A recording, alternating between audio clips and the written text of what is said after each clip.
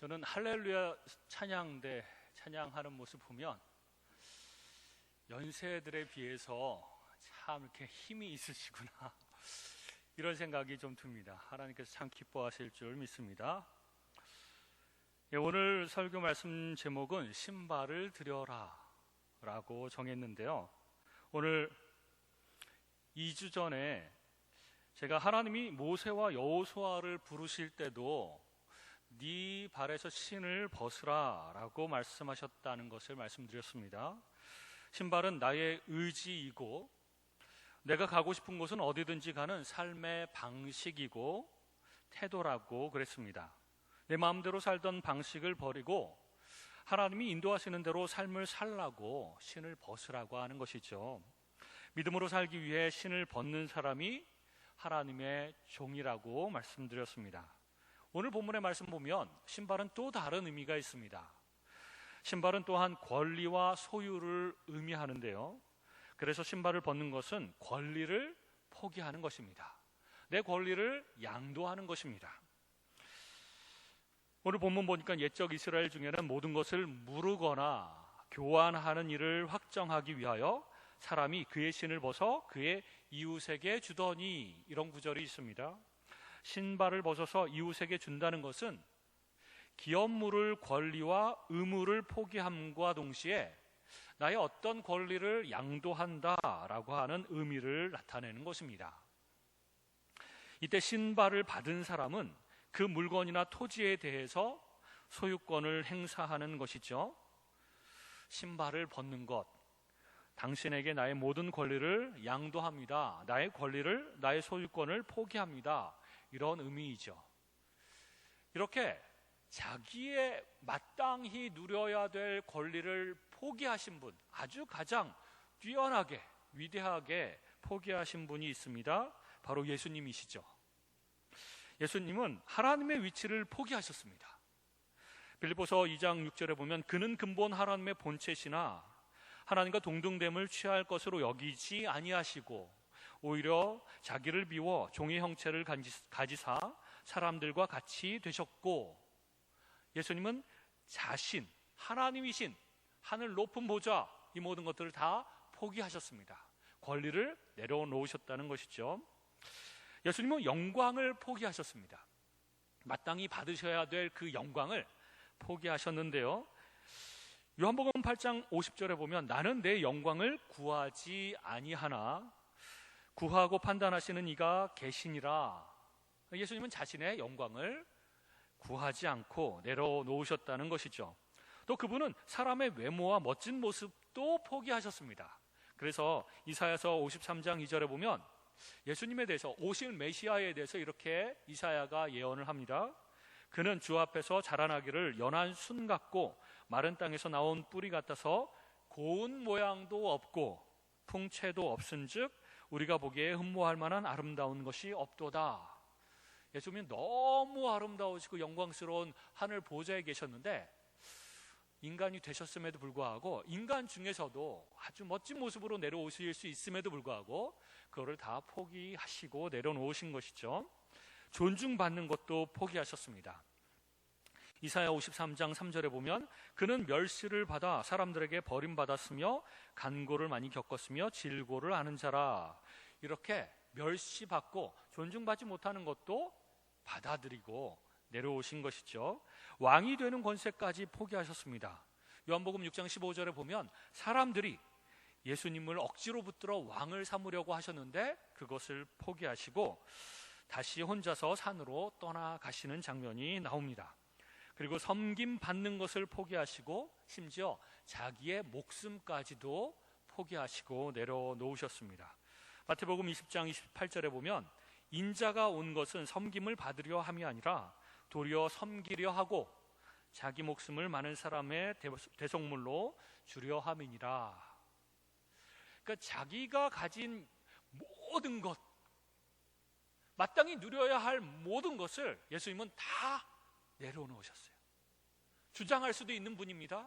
누릴 수도 있는 분입니다. 그런데 이 모든 것들을 다 내려놓고 포기하시고 마땅히 받아야 될 섬김이라는 것들, 다른 사람들이 나를 섬기지 않는다고 해서 불평하거나 원망하거나 그러지 않으셨습니다. 그런 것을 다 감수하시고 이 땅에 내려오신 것입니다. 그래서 그분의 제자들도 마찬가지로 그런 삶을 살았습니다. 예수님처럼 자신의 권리를 포기하고 그들의 영광을 포기하며 평안하게 살 수도 있는 권리를 포기했으며 이 세상에서 열심히 노력하면 부자가 될 수도 있고 성공할 수도 있는데 그런 모든 권리를 다 내려놓았습니다. 난 죽을 때까지 부자 안 되겠다, 이렇게 선언한 사람들처럼 그렇게 살았습니다. 지금까지 내가 죽을 때까지 이 세상에서 얘기하는 성공 안 하겠다 결심을 하고 정말 가난하고 낮은 모습으로 복음 전도하면서 그렇게 살았다는 것입니다.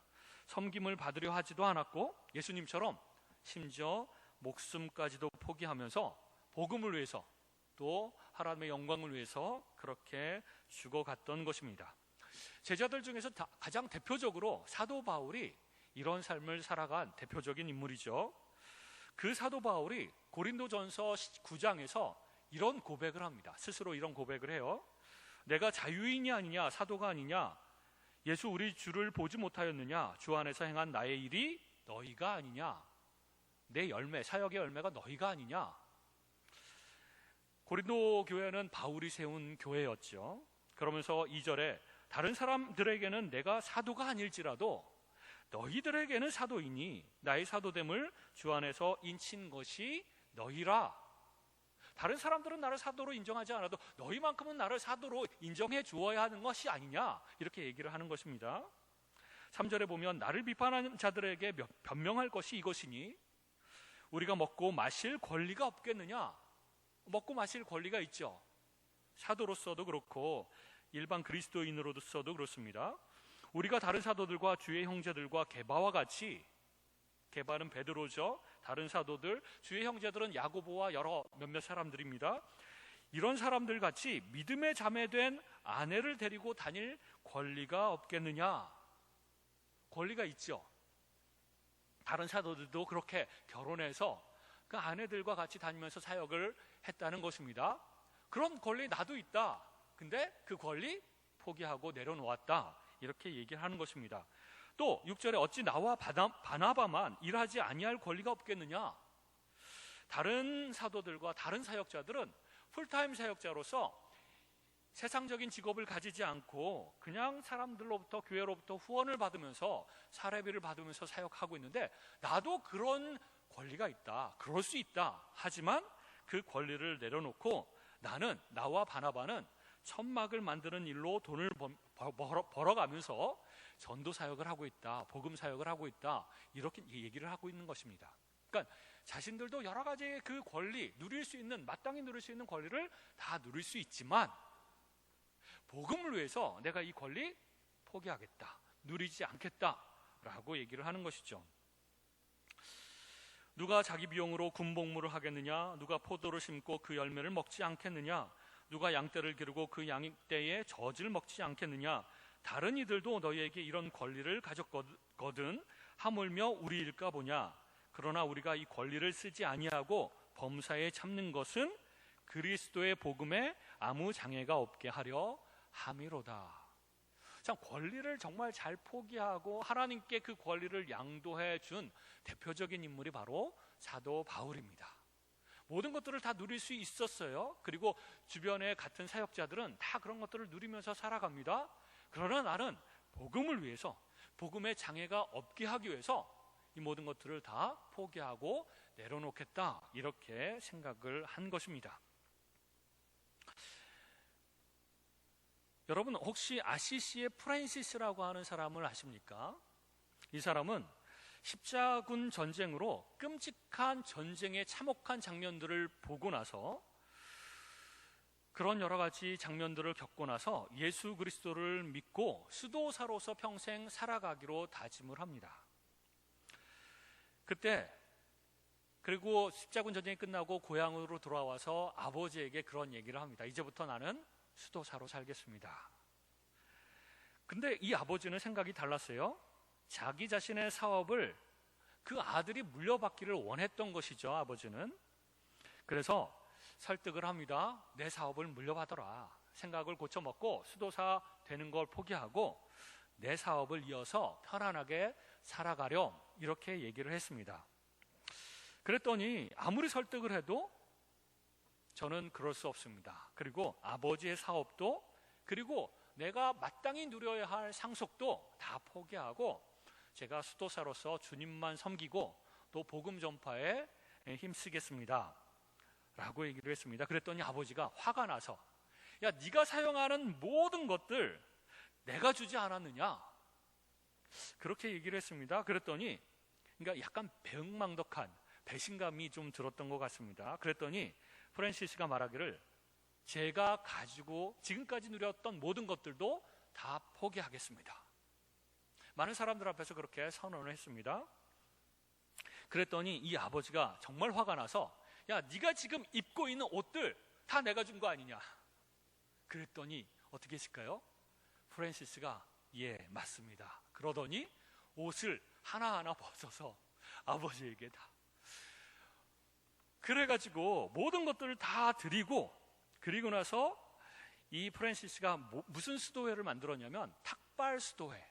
이 탁발이라고 하는 말은 뭐냐면 거지처럼 무소유로 사람들에게 구걸하면서 수행하는 그런 수도사들 모임을 탁발 수도회라고 합니다.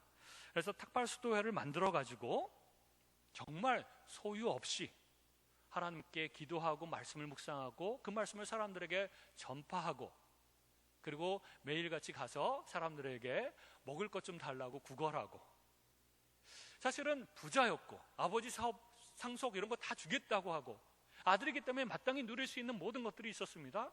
그런데 그 모든 것들을 다 내려놓고 이제 세상적으로 내가 즐기고 누리고 하는 것들 다 포기하고 예수 그리스도를 위해서 내가 죽을 때까지 섬기겠고 복음을 위해서 내가 그렇게 섬기겠다 결단을 했던 것이죠. 그래서 이 프랜시스의 영향력이 유럽의 교회와 유럽의 사회에 지대한 영향을 끼치고 정말 많은 사람들이 하나님께로 돌아오는 그런 일들이 일어났다고 합니다. 철저하게 내가 가진 권리, 마땅히 누릴 수도 있는 그런 모든 것들을 다 내려놓고 하나님만 의지하며, 내 목표는 세상에서 누리고 행복하고 성공하고 부를 쌓고 이러는 것이 아니라 오직 복음, 하나님의 영광, 이것만을 위해서 살겠다, 그러면서 살았던 그 삶이 많은 사람들에게 영향을 미쳤다는 것입니다. 여러분, 사실 우리 모든 그리스도인들은 아무 권리가 없는 죄의 노예였습니다. 사실 고대의 노예들도 신발을 신지 못했습니다. 왜냐하면 자유와 권리가 박탈당했기 때문에 그렇습니다. 우리는 하나님의 은혜로 하나님의 자녀가 된 후에 스스로 예수 그리스도의 종이 된 사람들입니다. 그럼에도 불구하고 여러분, 많은 그리스도인들이 자신의 권리를 당연한 권리로 여전히 생각하고 조금만 손해봐도 너무 억울해하고 화가 난다고 합니다. 그래서 하나님께서 나에게 뭔가를 뺏어가는 것 같으면 원망과 불평을 쏟아내고, 또 내가 누릴 수 있는 권리를 작은 것 하나라도 다 챙겨 먹으려고 합니다. 내가 가진 권리를 충분히 포기할 수도 있는데 포기하지 않으려고 하는 것이죠. 어떤 것도 포기하지 못하겠다, 이렇게 생각하는 그리스도인들이 많다는 것입니다. 그리고 내가 누릴 수 있는 권리를 마땅히 누리는 권리, 마땅한 것으로, 당연한 것으로 생각하는 그런 그리스도인들이 많습니다. 하나님의 영광과 나라를 위해서 포기하려 하지 않는 것이죠. 존중도 받아야 되고 영광도 누려야 되고 편안함도 누려야 되고 부요함도 누려야 되고 건강도 누려야 되고 명예도 누려야 되고 모든 것을 다 누려야 된다. 포기할 수 없다. 그래서 누군가, 하나님뿐만 아니라 다른 사람들이 나한테 내 권리를, 마땅한 권리를 뺏어 가려고 하거나 마땅히 대우를 받아야 되는 대우를 해주지 않거나 그러면 막 화가 납니다. 그래서 그것 때문에 싸우는 것이죠. 하나님께 우리가 헌신하면서 마땅히 하나님께 드려야 될 것들을 드리기도 합니다. 조금 드리기도 하지만 네가 가진 100%를 드려라 라고 하면 하나님, 그 정도는 내가 드릴 수 없겠는데요. 이렇게 마음속에서 갈등을 합니다. 각자가 포기하지 못하는 어떤 부분이 있다는 거죠. 하나님, 요거는 제가 드릴 수 있어요. 근데 이것만큼은 내가 드릴 수 없습니다. 이렇게 생각하는 어떤 것이 있어요. 각자마다. 도저히 포기할 수 없습니다. 이것은 포기할 수 없습니다. 이런 것들이 있죠. 그래서 주변 사람들과도 권리에 대해서 종종 싸웁니다. 아니, 자주 싸웁니다. 권리를 내가 되찾아 먹지 않으면 바보 취급을 받습니다. 마땅히 누릴 수 있는 권리를 찾아 먹지 않으면 바보라고 사람들이 조롱을 하죠. 이게 세상 사람들이 가지고 있는 그런 마인드, 생각인데 우리 그리스도인들도 그 영향을 받아서 마땅히 찾아 먹어야 될 것들, 이것은 내가 다 똑 부러지게 찾아 먹어야 된다, 이렇게 생각을 합니다. 내가 하나님의 영광을 위해서, 다른 사람들에게 사랑을 베풀기 위해서 양보하고, 그리고 권리를 포기하고 내려놓고 이렇게 하는 것이 아니라 이 모든 것들을 다 포기할 수 없고 다 찾아 먹어야 된다고 생각을 하는 것이죠. 여러분, 제가 재미있게 읽었던 이야기가 있습니다. 이웃에 염소 주인이 염소 큰 울타리에서 염소를 키우는 주인이 있었고, 그 바로 옆집에 사냥꾼이 살고 있었습니다. 이 사냥꾼은 아주 사나운 사냥개를 기르고 있었습니다. 종종 사냥을 같이 나갔다가 오죠. 근데 이 사냥개가 너무 사나운데 가끔 그 옆집 울타리를 넘어서 염소들을 공격을 해서 물어서 다치게 하거나 가끔은 죽이게 하거나 뭐 이런 일들을 했다고 합니다. 그래서 염소 주인이 사냥꾼에게 찾아와서, 이보시오, 당신의 개가 우리 염소들을 해치니까 당신의 개를 개장에다가, 개집에다가 잘 가두어 두십시오. 꼭 묶어 두십시오. 뭐 이렇게 부탁을 했다고 합니다. 하지만 이 사냥꾼은, 아니, 내가 우리 집 마당에서 내 개를 키우는데 뭐가 문제란 말이냐, 내 권리다, 내 마음대로다, 이렇게 얘기를 했다고 합니다. 그리고 며칠 후에 이 사냥개가 또 울타리를 넘어서 염소 주인의 염소들 몇 마리를 또 상하게 하고 또 한두 마리는 죽게 되었다고 합니다. 그러자 여러분, 화가 난 염소 주인은 더 이상 못 참겠다. 그래서 마을의 치안 판사에게 갔습니다. 그래서 자기가 피해를 받았고 하는 것을 고발하고 이 사람을 고소를 하려고 찾아간 것이죠. 이 또한 자기의 권리라고 생각을 했습니다. 내가 피해받았으니, 그리고 여러 번 부탁을 했는데도 불구하고 그렇게 조심해주지 않고 결국은 이렇게 피해를 발생했으니 나는 내 법적 권리를 가지고 이 치안판사에게 당신을 고발하겠다, 그리고 찾아간 것입니다.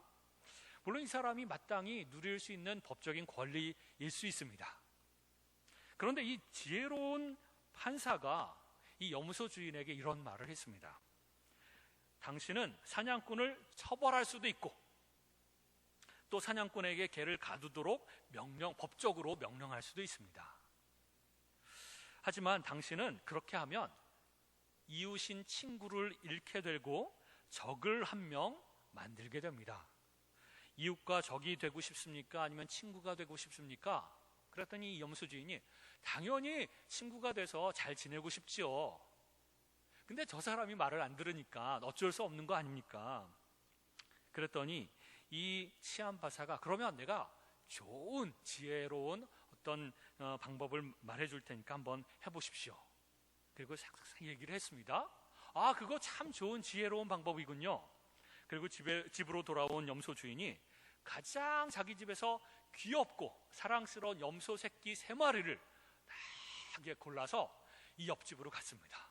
옆집으로 가서 그 사냥꾼에게는 귀여운 아이들, 어린 아이들 3명이, 아들이 3명이 있었는데 그 아들 3명에게 이 귀엽고 사랑스러운 염소 새끼 3마리를 선물로 줬습니다.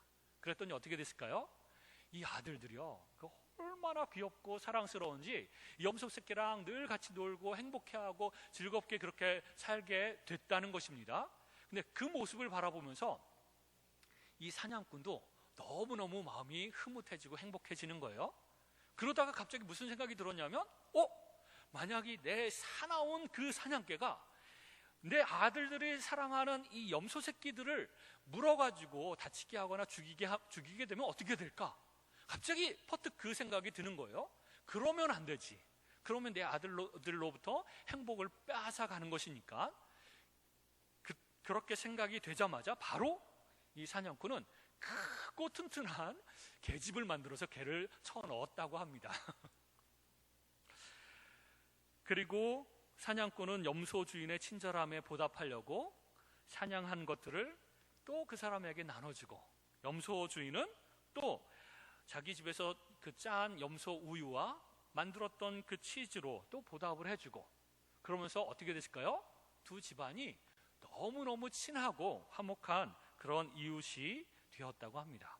여러분, 각자 권리가 있겠죠. 나는 내 마당에서 내 개를 마음껏 이렇게 놓아서 키울 수 있는 권리가 있다. 그래서 자기 권리를 주장한다면 이게 문제가 해결이 안 됩니다. 또 나는 법적으로 고소할 수 있는 권리가 있다. 당신이 나에게 피해를 줬으므로 나는 법적 권리가 있다. 그러면서 이제 고소하거나 뭐 이럴 수 있습니다. 마땅한 권리죠. 근데 각자 자기의 권리를 누리기 위해서 상대방을 그렇게 공격하거나 배려하지 않으면 적이 되는 것이죠. 원수가 되는 겁니다. 그리고 끊임없이 미워하고 끊임없이 서로 피해를 주면서 그렇게 평생 살아가게 될지도 모르겠습니다. 그러나 내 권리를 내려놓고 내가 한 발짝 양보하고 다른 사람들을 생각하고, 그래서 내 권리를 포기하고 그 사람의 행복을 빌어주고, 이렇게 생각을 하게 되면 지혜로운 방법, 이 염소 주인처럼 지혜로운 방법이 떠오를 수 있습니다. 그리고 좋은 관계를 맺으며 살아갈 수 있게 되는 것이죠. 우리는 너무 자기의 권리, 내 마땅히 누릴 수 있는 권리, 당연한 권리, 이거를 자꾸만 생각을 합니다. 자기중심적으로 생각하는 것이죠. 그래서 내가 지금 이렇게 말하고 이렇게 행동하고 내가 누리는 이 모든 것들 다 내가 마땅히 누릴 수 있는 것이야 자꾸 생각하고 포기하려는 생각을 전혀 안 합니다. 왜냐하면 이런 생각들은 세상으로부터 우리가 이렇게 영향을 받은 것입니다. 포기하면 안 돼. 마땅히 찾아야 먹을 것들은 다 찾아 먹고 누려야 될 권리는 다 누리고, 내가 발언권이 있어. 이것도 권리죠. 발언권이 있어. 내가 행동할 권리가 있고, 내가 법적으로 고소할 권리도 있고, 내가 다 할 수 있어. 이렇게 하는 것이 세상으로부터 이렇게 다 영향을 받은 겁니다. 그러나 그리스도 예수님은 그렇게 하지 않으셨습니다. 마땅한 권리를 내려놓고 인간을 사랑하고 구원하시기 위해서 내려오신 거죠. 그리고 이 땅에서 사시면서도 자신의 모든 것들을 다 내려놓고 사람들을 구원하고 사람들을 사랑하고 섬기기 위해서 모든 것들을 다 그렇게 한 것입니다. 우리가 하나님의 절대 주권을 인정하고 있다면, 하나님의 음성을 듣고 하나님의 뜻을 우리가 깨닫고, 그리고 하나님을 신뢰하며 하나님의 뜻대로 살아가는 것이 마땅하죠. 우리는 하나님께 신발을 드려야 됩니다. 우리의 권리를 양도해 드려야 됩니다. 하나님, 내가 마땅히 누릴 수 있다고 생각했지만, 그러나 죄의 노예로서 더 이상 아무것도 누릴 수 없는 그런 사람이 되었습니다. 그런데 하나님께서 나에게 아들 삼아주시고 딸로 삼아주시고 하나님의 사랑을 부어주신 그 은혜를 생각하면서 제가 마땅히 누릴 것들을 하나님께 드리겠습니다. 제가 마땅히 누릴 것들을 다른 이웃들에게 섬김으로 드리겠습니다. 제가 양보하겠습니다. 제가 내려놓겠습니다. 제가 참겠습니다. 그러면서 하나님의 영광을 드러낼 뿐만 아니라 다른 사람들에게 사랑을 실천하겠습니다 라고 고백하며 삶을 살아가는 것이 신앙생활인 것이죠. 이런 믿음으로 살 때 우리는 마땅히 누릴 수 있는 권리도 포기할 수 있게 되는 것입니다. 당연한 것이 아닙니다. 뿐만 아니라 이웃과의 관계에서도 그렇게 삶을 살아갈 때에 우리는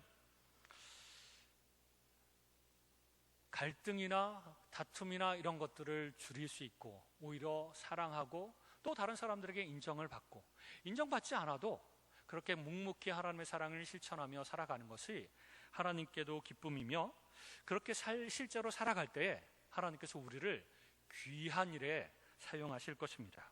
자신의 권리, 손해를 보더라도 양보하고 섬기는 것, 그리고 하나님께 뿐만 아니라 이웃들에게도 그렇게 살아가는 삶, 그 삶을 하나님께서는 귀하게 여기십니다.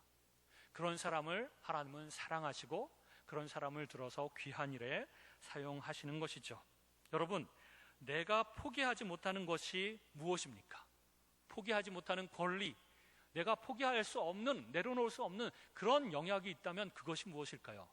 그것을 우리가 생각하면서 그것을 하나님께 내려놓을 수 있도록 해달라고 하나님께 기도하며, 그렇게 내 삶과 내 모습들 하나님 앞에 드릴 수 있는 그런 저와 여러분이 되시기를 주님의 이름으로 축원합니다.